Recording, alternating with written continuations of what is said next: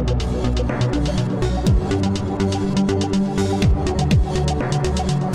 everybody, welcome to another one of Arbiter's Garrysmod Basics. I'm here today to talk to you about construction.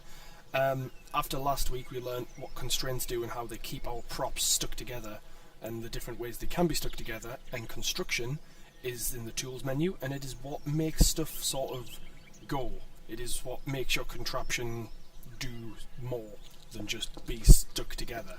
So this is where you're going to learn about cars and floaty things and other things like that.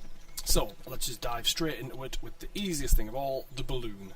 The balloon makes a balloon. Let's make a balloon. I want a blue balloon. I like blue. There we go, there's a blue balloon. You can see there, it's just a balloon on a rope. It has a force and it has a rope length. Obviously the rope length is how far the rope dangles off the floor. And the force is how hard the balloon pulls upwards. Now, it may seem like a little joke, you know, you've got a balloon here and you can pop it. But you also can make the balloon make things fly. I'll show you what I mean if I spawn some balloons on the corners here.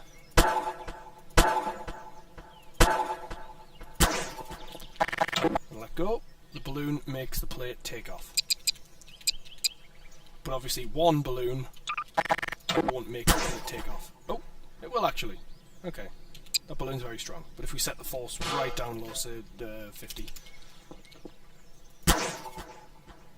there, that balloon's not even strong enough to lift itself. Weak balloon. Okay, so that's a balloon. A balloon makes a kind of floaty, upthrusty thing. A button simulates your keyboard, but anyone can use it. So buttons are usually helpful for multiplayer if you've set up like a door system and you want to allow your friends to use it. You just stick a button on there and they can come along, press a button, and it will press like that key on your keyboard for you, and you don't have to let them in. So just to show you how it works, I'm going to just put a hydraulic on the plates. Remember how a hydraulic works: when I press enter, it will extend, and when I press enter again, it will retract. So I'm going to make a button that's going to simulate the enter key. And yep, let's just let's do that. So I'll stick it on the back actually. So when I press it, it extends, and when I press it again, it contracts. So button just simulates what's on your keyboard and makes it happen. Moving on.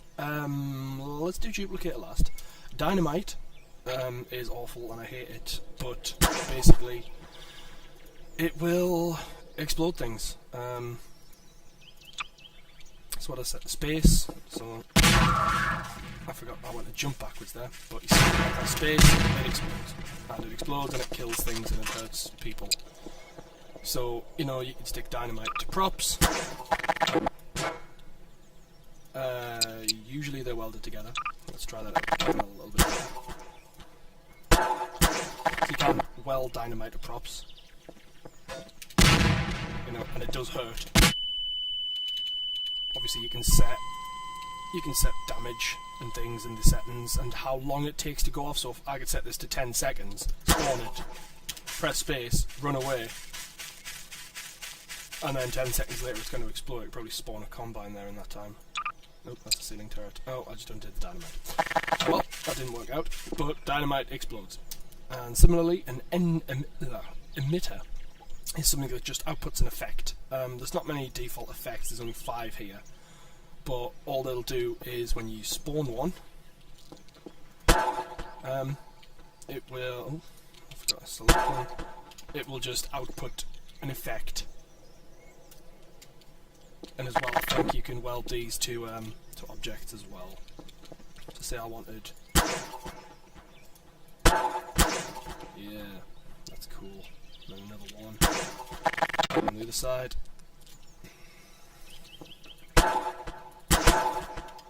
And then, you know, there's a...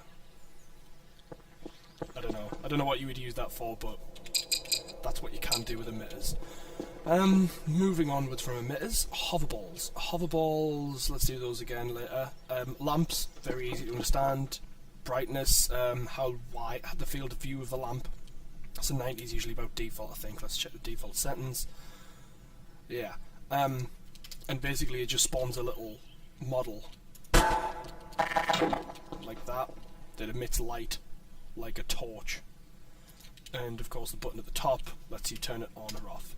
Some settings here like how bright you want it, how far you want the light to travel, and how big the field of view is. If we point this at the wall, see that's not, that's quite a big field of view, but if I put it down to 10, so on another one, that's a tiny field, so that's how focused the light is. 90 is obviously quite a large surface area, and larger than that would it be even bigger.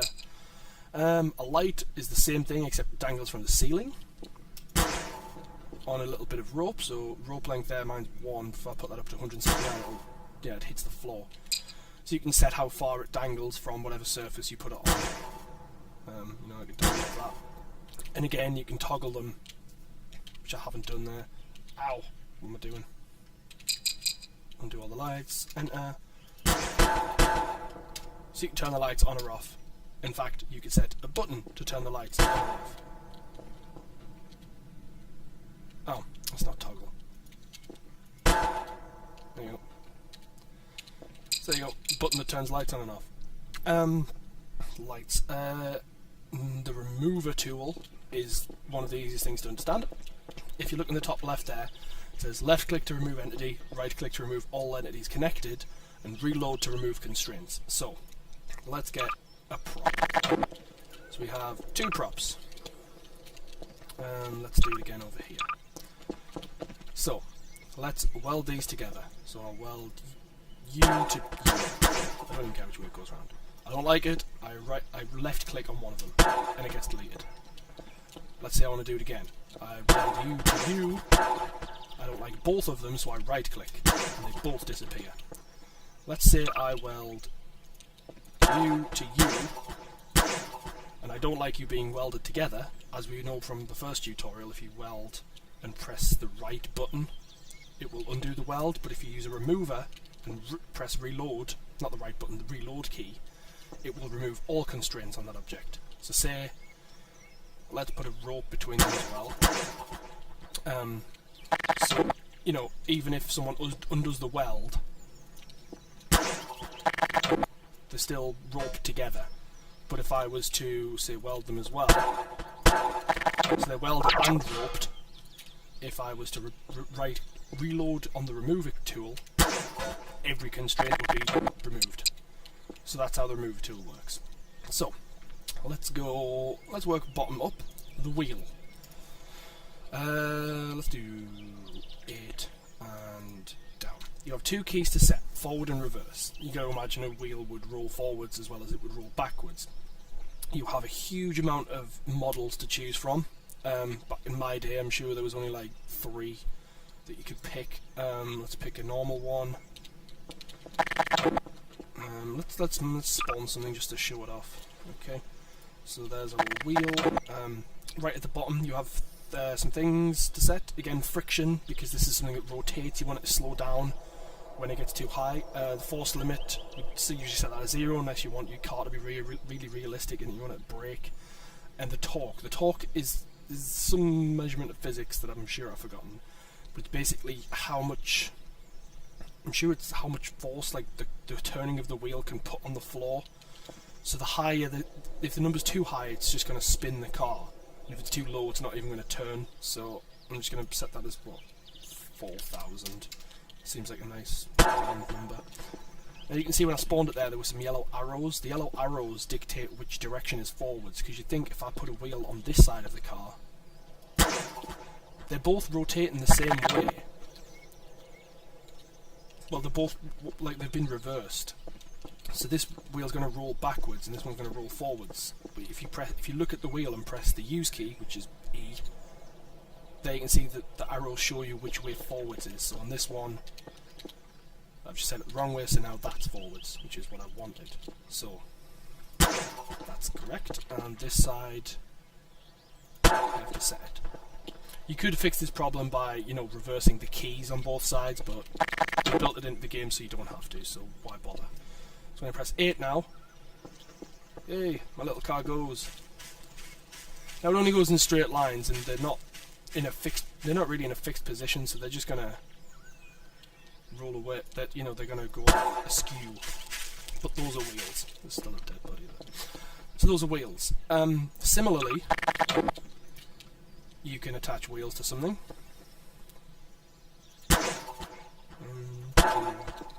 Reverse those. Oh, you can also update the torque. So I'm going to set these... Oh, no you can't.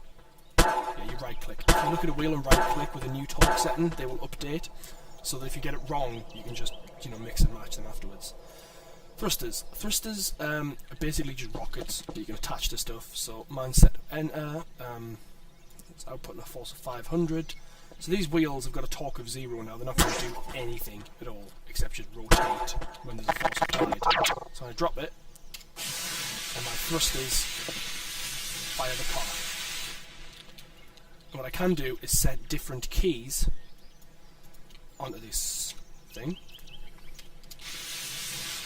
so that my car can actually steer itself. When you look, let's set that right arrow, so you can see that while the car's going forwards, I can toggle it to go right as well, and it should hopefully spin. There you go. And that's kind of like a steering mechanism. Obviously it's too powerful, it's just sort of doing donuts. But that is a thruster. You can set different models, and different models have different force multipliers. And what do you mean? This is like that's a can, and you imagine how much force a can output. But you could also attach a jet engine. And although they're both set at force 500, they both have an internal multiplier, so that will be much more powerful than that. So, those are thrusters. You can set them to toggle on or off, activate when they're damaged, so if someone hits you, you just sort of start moving. It's all very odd. Physical properties now. I'm going to demonstrate this with boxes. I'm going to get 2 boxes. Now, as I've just told you about the multiplier, that it comes with the model, every prop in this game has physical properties, whether it be weight, or, whether it floats or not. Everything in the game has a physical property. Now, you can change how those props act on the surface. You can't you can download tools to change their weight. You can download tools to change if they float or not. But the physical properties tool, I think, is just purely for interaction with the world and with other props, obviously. So I'm going to set this to metal. So although you would think this is already a metal prop, let's set it to metal, and I'll try and push it. And I kind of can because it's a light object. I'm going to change this to ice. I'm going to apply the ice property to this thing, and now I'm going to hit it. And you can see it just kind of glides like that. It's got no friction anymore with the world because it's ice. So I'm going to set this to rubber, and then if I drop it, it should kind of bounce, but it's kind of lighter. It's much more bouncier than the normal metal is. But you can set properties, the physical properties of a prop with this. The most I ever use for this is just changing something to super ice, because you can just put thrusters on the back, change it to super ice, and then you've got a super fast, speedy, slidey car. Although they're very difficult to stop. Moving upwards, the no collide tool. The no collide tool is used for when props is kind of a fail-safe to stop props black holing. I'm just going to show you this. This is 2 metal boxes.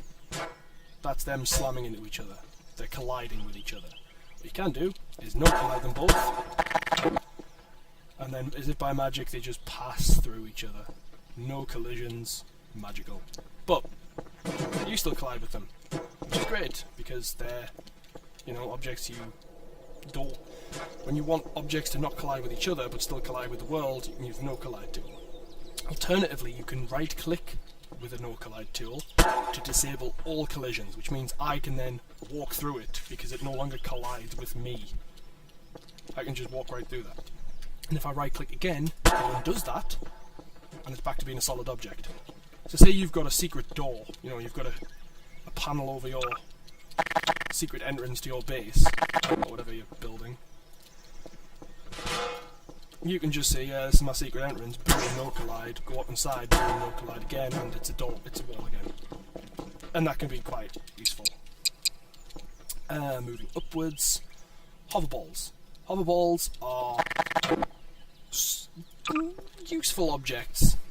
a lot of my friends would joke that I just stick hoverballs on anything. 2 keys, up or down, let's use plus and minus. Speed, let's say 1, we don't want to go crazy. Resistance, because these are objects that float, you want them to have air resistance so that they actually slow down, so let's do 2. And strength. The stronger the hoverball, the more it can carry heavy objects.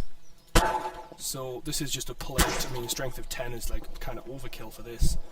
I'm just sticking one on every corner so it's level. If I let that go, you can just see it's gently sort of just floating there. If I hit it, see I'm kind of pushing it across the floor. When I press plus, they go up. When I press minus, they go down. Now, they always stay at the level that they were spawned at. Obviously, unless you move them up or down. So if I was to freeze this like this, the first thing it's going to do is snap back to a flat like level. So they always try and go back to the level they were spawned at, unless you've moved them up or down. So what I can do is stand on this and slowly go up. This is the first time I've tried to do this and it hasn't killed me. I'm really pleased with myself. And then what you can do as well is maybe stick a thruster on the back. Maybe not so powerful, 200. Not toggle as well. Let's do forward arrow and down arrow. Not the jet engine. So we can stick.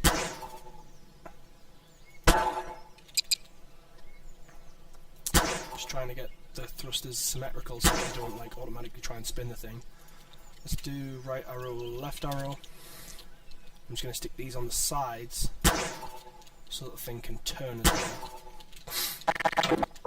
So that's my thing, so let's go forwards. It should turn as well, it's very slow. You can see it's doing what I want it to do. It can turn and it goes forwards. It can go backwards. Which brings me on to my next thing, and last thing, the duplicator. The duplicator is exactly what it says. You can use it to copy things. So if I right click and left click after I've right clicked, it will paste the thing that I duplicated.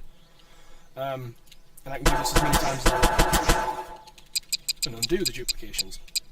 And up until Garrysmod 13, that was like the extent of this tool, but now you can actually save duplications. So that's currently on my clipboard because I right clicked it, and now I can press the save button and it will be saved. And then if I disconnect from this server, then all my props get cleaned up. Let's do that, for instance. Change level, let's go to flat grass, actually. So now I'm on flat grass, all my props are gone, but I can open this duplication menu, which is on the top left where the spawn list is, go to my dupes, and there it is, and I'll just press this deploy, and there I've spawned my object, and it's the same key still apply. I can forward arrow, and the thrusters fire. And that's what you can do with dupes. Also with the duplications tool, or the menu, you can load stuff that other people have duplicated on either this, I'm not sure if it goes by map or whether it's just by popularity or something.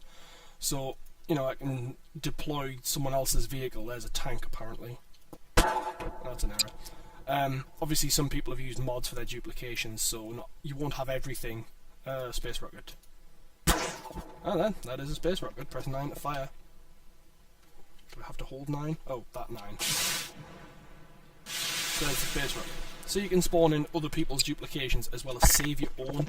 So if you're particularly proud of something you've built, save it in your duplications. That's the end of this tutorial. That's all the construction tools, rather. I hope you've enjoyed this tutorial. Be back next time. I'll see you guys later.